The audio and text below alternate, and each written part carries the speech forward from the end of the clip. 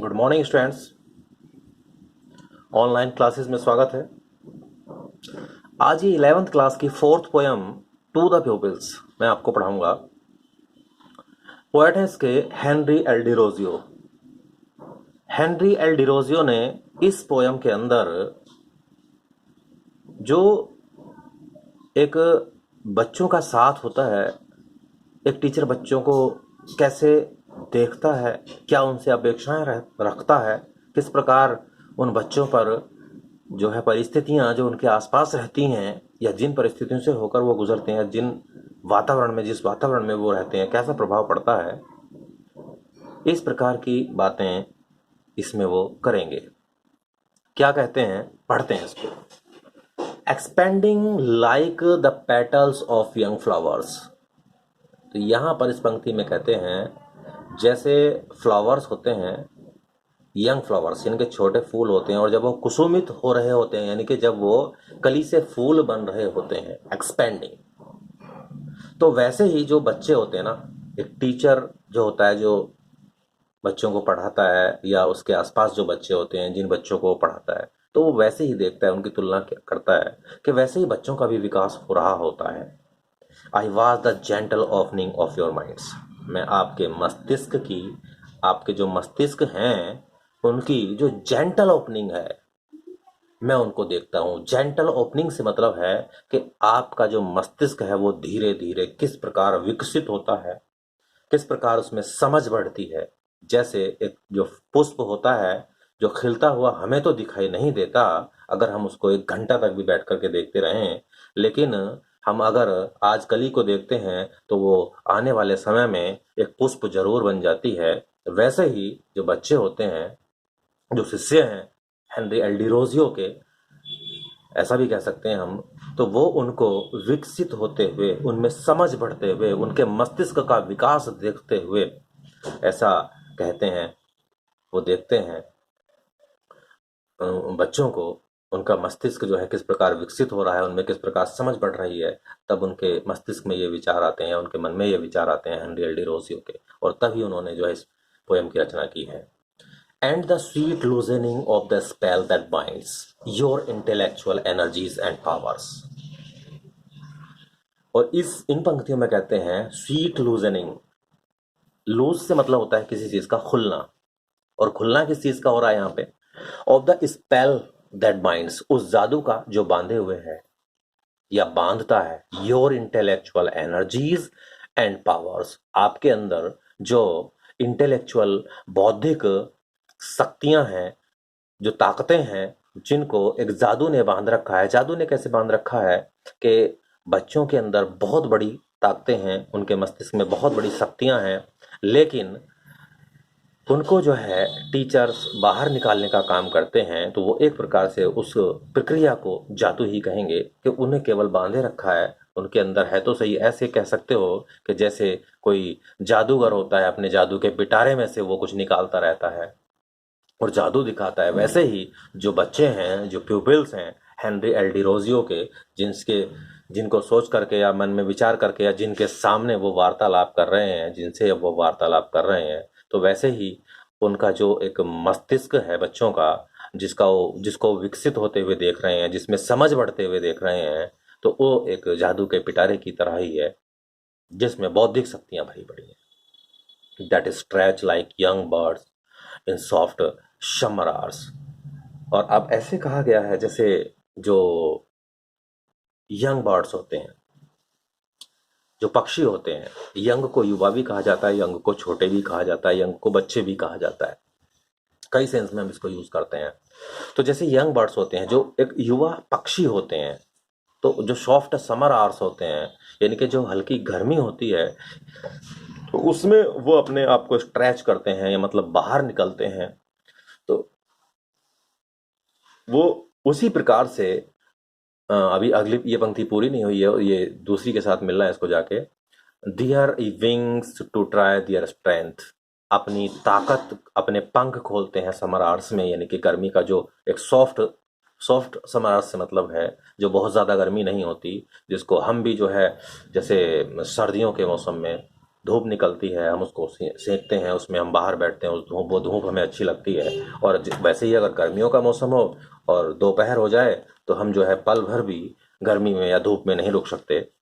तो यही अंतर है। तो सॉफ्ट समर आवर्स उसको कहा गया है, ऐसा ऐसी गर्मी जिसको हमें भी चाह रहती है और पक्षियों को भी उस सुहावने मौसम की चाह रहती है। उस सुहावने मौसम में वो अपने पंखों को खोलते हैं या ढीला करते हैं या फैलाते हैं अपनी ताकत को आजमाने के लिए, मतलब उड़ने के लिए, और वो उड़ते चलते चले जाते हैं या उड़ जाते हैं। Oh how the winds of circumstances. और वैसे ही मतलब इनमें कहा गया है ऊपर वाली पंक्तियों में कि उसी प्रकार से आपके जो मस्तिष्क हैं वो उनका विकास हो रहा है या उनका विकास होगा। और जो टीचर बच्चों को या अपने शिष्यों को बता रहा है वो अपनी जो पावर्स हैं बच्चों के अंदर जो उनके मस्तिष्क में छुपी हुई हैं उनके उनसे रूबरू बच्चों को करा रहा है, शिष्यों को करा रहा है। तो जैसे ही वो बच्चे अपनी पावर्स को जान जाएंगे, ताकत को पहचान जाएंगे, अपने बौद्धिक स्तर को समझ पाएंगे, तो वैसे ही इन पक्षियों की तरह वो भी अपने बौद्धिक स्तर को, अपनी ताकतों को आजमाएंगे। तो how the winds of circumstances, किस प्रकार वो, अब यहाँ पे उनको जो है एक आश्चर्य भी होता है और वो आश्चर्य में कहते हैं how the winds of circumstances, कि किस प्रकार से जो विंड्स ऑफ सर्कमस्टेंसेस हैं, मतलब जो एक परिस्थितियां बनती हैं। विंड्स ऑफ सर्कमस्टेंसेस मतलब विभिन्न परिस्थितियां बनती हैं, विभिन्न प्रकार के प्रभाव हमारे मस्तिष्क पर या हम पर पड़ते हैं। एंड फ्रैशनिंग अप्रैल सावर्स, तो ये विभिन्न तरह के मौसम को लेकर के वो अपना एक उदाहरण प्रस्तुत करते हैं, प्रतीकात्मक लैंग्वेज यहाँ पे यूज करते हैं। ऑफ अर्ली नॉलेज, यानी कि जैसे अप्रैल सावर्स होता है तो वैसे ही उसको ऑफ अर्ली नॉलेज से जोड़ दिया, यानी कि जो प्रारंभिक हमारी नॉलेज होती है, जो हमारे शुरू में ज्ञान मिलता है, हम उसको आजमाते हैं और उसमें हम कभी कभी फेल भी हो सकते हैं और कभी कभी हम जो है उसमें पास भी हो सकते हैं। और जैसे ही हम कोई नया काम करते हैं और वो हमें जो है हमारा काम अच्छा हो जाता है तो हमें बड़ा प्रसन्नता का एहसास होता है।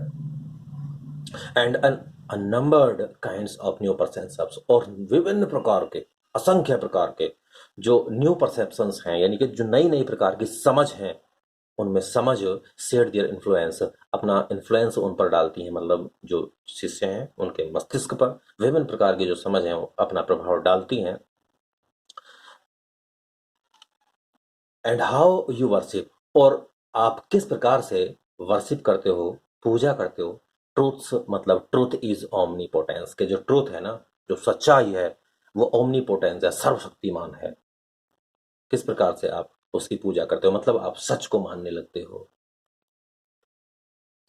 व्हाट जो रेन्स अपॉन मी, क्या जो एक सुखद एहसास है, क्या एक एंजॉय है, आनंद है, रेन्स अपॉन मी, मतलब वो क्या ही आनंद होता है। डिग्री बताई गई है, पूछा नहीं गया, क्वेश्चन नहीं किया जा रहा है, मतलब उस आनंद की जो अनुभूति है उसको कहा जा रहा है रेन्स अपॉन मी, मुझ पर रेन बरसता है। मतलब व्हेन आई सी, जब मैं देखता हूँ, fame in the mirror of futurity, fame in the mirror of futurity से मतलब है कि भविष्य में जो एक जो हेनरी एल डी रोजियो हैं तो वो भविष्य की कल्पना करते हैं और वो भविष्य की कल्पना करके कहते हैं कि मुझ पर बड़ा आनंद बरसता है, मुझे बड़ा आनंदित महसूस होता है जब मैं भविष्य के गर्त में आपकी प्रसिद्धि छुपी को देखता हूँ, या भविष्य के दर्पण में आपकी प्रसिद्धि को छुपी देखता हूँ, यानी कि आप के जो मस्तिष्क हैं वो विकसित हो रहे हैं और वो अपनी जो ताकत है उसको आजमा भी रहे हैं पक्षियों की तरह। विभिन्न प्रकार की जो परिस्थितियां उस पर प्रभाव डाल रही हैं और उन परिस्थितियों से विभिन्न प्रकार के आपके अंदर नई नई समझ आ रही हैं। तो उन सब चीज़ों को देख करके जो हेनरी एल डी रोजियो हैं उनको अपने आप पर जो है गर्व होता है और अपने आप पर उनको एक, उन्हें एक आनंद का अनुभूति होती है और वो भविष्य में विश्वास करते हैं कि जो उनके शिष्य हैं वो भविष्य में प्रसिद्धि पाएंगे, तब उन्हें बड़ा आनंदित महसूस होगा। Weaving the chaplets you have yet to gain, weaving the chaplets से मतलब है मालाएं बुनना, लेकिन यहाँ पे मालाएं बुनना नहीं है, कोई मालाएं नहीं बुनी जा रही हैं, बल्कि उन मालाओं की तरफ इशारा किया गया है। जैसे ही कोई प्रसिद्ध होता है उसका स्वागत होता है, या कोई अच्छा काम करता है उसका स्वागत होता है और उनको जो है उपलब्धि हासिल होती है तो उनका मालाओं से स्वागत होता है। उस प्रकार से यहाँ पे कहा गया you have yet to gain, जो तुम्हें अभी प्राप्त करनी है। एंड देन, और तब, I feel I have not lived in when, और तब मैं महसूस करता हूँ या तब मुझे महसूस होता है कि मैं व्यर्थ में लिव्ड नहीं रहा हूँ, मतलब यहाँ पे लिव से मतलब जिंदा रहना नहीं, बल्कि मैंने जो अपना जीवन जिया है और मैंने जो अपना जीवन अपने शिष्यों के मध्य बिताया है, उनको पढ़ाने में बिताया है, तो उनसे जो आशाएं हैं, उस जीवन के बारे में यहाँ पर कहते हैं हेनरी एल डी रोजियो कि वो मेरा जो जीवन मेरे शिष्यों के मध्य जो गुजरा है, वो व्यर्थ नहीं जाएगा, बर्बाद नहीं होगा। कब? जब जब उनके जो शिष्य हैं वो इस संसार में अ, अपने मस्तिष्क को विकसित करके, अपनी समझ को बढ़ा करके इस संसार में प्रसिद्धि को प्राप्त करेंगे, इस संसार में सच्चाई की जो ताकत है, जो ओमनीपोटेंस है, उसको समझेंगे, तो और एक अच्छा रास्ता पकड़ेंगे। उस रास्ते की कल्पना करते हैं हेनरी एल डी रोजियो, और अपने आप को जो है एक सुखद एहसास में, या अपने आप को एक अच्छा आराम महसूस कराते हैं, या उन्हें बहुत अच्छा लगता है, और तब उन्हें अपने आप पर गर्व भी होता है कि मेरा जो जीवन रहा है वो सुखद रहा है, वो सॉरी व्यर्थ नहीं गया है। तो ये पोयम आपकी यहाँ पर पूरी हो जाती है। पूरा इसको देखेंगे, बार बार समझेंगे, वीडियोस को पूरा शुरू से अंत तक एक एक शब्द पर ध्यान दे करके समझा करें कि क्या कहा जा रहा है, कैसे डिस्क्राइब किया जा रहा है शब्दों को। शब्दों में बड़े राज छुपे हुए होते हैं, पोएट्री के जो शब्द होते हैं। तो वीडियोस को पूरा देखें, एक नहीं दो बार देखें, या जब तक समझ में ना आए तब तक देख सकते हैं, आपके सामने है। और अगर दिक्कतें आती हैं तो कमेंट करके ज़रूर बताया करें, या पर्सनली व्हाट्सएप किया करें। कोई जवाब कुछ एक बच्चे दे भी देते हैं, लेकिन बहुत सारे बच्चे जवाब नहीं देते। अच्छी बात नहीं है। धन्यवाद।